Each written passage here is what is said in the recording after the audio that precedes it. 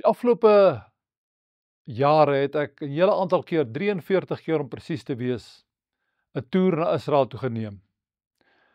Op die 25ste Maart, bietjie meer as 3 maande van nou af, tot die 3de April, neem ek weer 'n toer na Israel en ook ingesluit daarby Jordanië.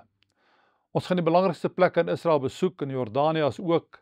Daar gaan ons na Petra toe en ander plekke van belang. En daar is nog 'n paar sitplekke beskikbaar op die vliegtuig. As jy graag deel van hierdie toer wil wees, kan jy gerus die nommer kontak wat nou op jou skerm verskyn en met Bram of Michelle praat.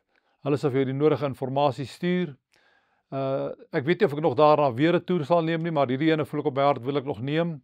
So ek wil jou aanmoedig, as dit vir jou moontlik is, finansiëel moontlik is, tydsgewys moontlik is, neem die geleentheid te baat en skryf in vir hierdie toer en dit sal 'n wonderlike voorreg wees om saam met jou in die heilige land in die voetspore van Jesus te wandel. Ek hoop dis moontlik. Seënwense, alles van die beste.